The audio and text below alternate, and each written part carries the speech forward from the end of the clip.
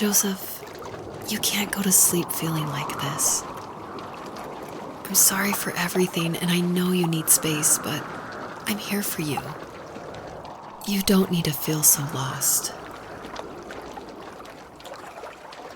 Joseph, have I ever told you what my mother was like?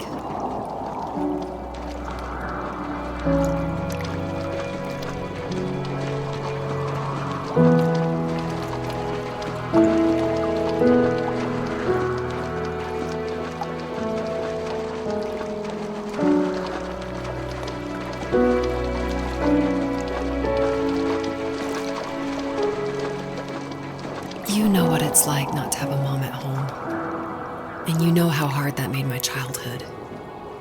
What helped me was watching the birds in the morning before the school bus came. I thought that my mother was one of those birds, and it made me want to be free like her. My mom taught me how to fold origami cranes while she was in the hospital.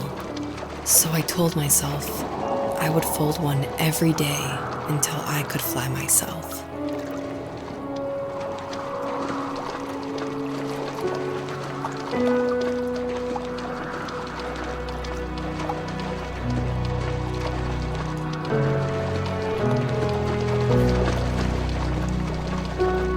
I think we both have always loved animals, and for me that love started with a dog. Sometimes this Rottweiler would come up to our property line and wait at the fence for me, but only once in a while.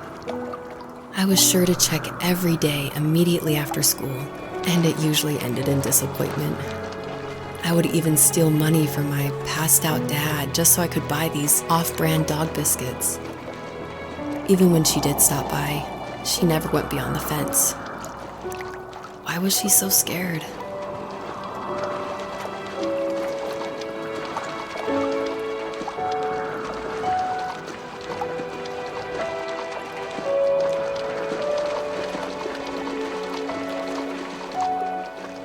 I think my dad was the opposite of your dad in almost every way, except he was in the military as well. He coped with alcohol of every kind. The trailer started falling apart, he got angry, and I withdrew. More and more, I became the weird, quiet kid who made lots of origami birds and carried dog biscuits around.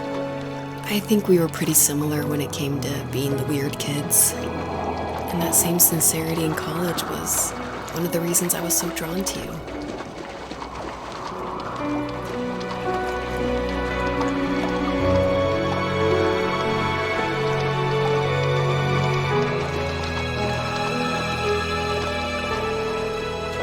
Life got worse and worse, and at one point, I really didn't think I could survive another day with my soul still intact. I had no real friends, let alone neighbors, since we lived in the middle of nowhere.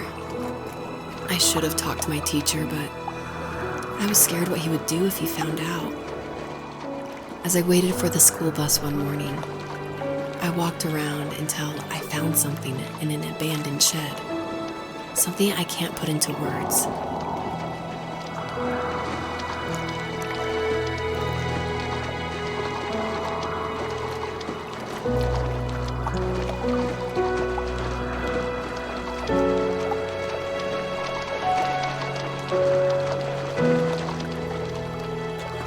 I summoned courage I didn't know I had, and I broke into my dad's room and found the key to the shed where he had locked my bike. I'll never forget that feeling of the wind rushing by my ears as the sun rose over fields of wheat. I was flying for the first time. I biked as far as my legs could take me until I found a house that felt friendly and that felt like home. Those strangers helped me in so many ways. And if it wasn't for them, I wouldn't have found my foster family. And if it wasn't for my parents, I wouldn't have met you.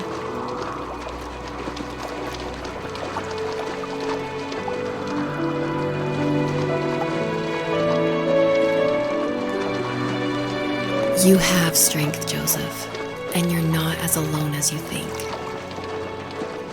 It's all just so pointless, just waiting for life to happen. It's like having the home I always wanted is cursed out of my reach. thought of being a parent myself. How could I do that when I couldn't even be a good son? I'm sorry, I know what you're saying. I just don't know how things will work out. These quiet hours will turn into years. We'll wonder which roads passed us by. Then we'll forge a new road together. Besides, I discovered for myself that one fateful morning where any hopeful road leads to. There may be thorns in this, but it always leads to the same thing. And what's that? Family. I'm so glad that you're part of my family, Rachel. And I'm glad you're part of mine.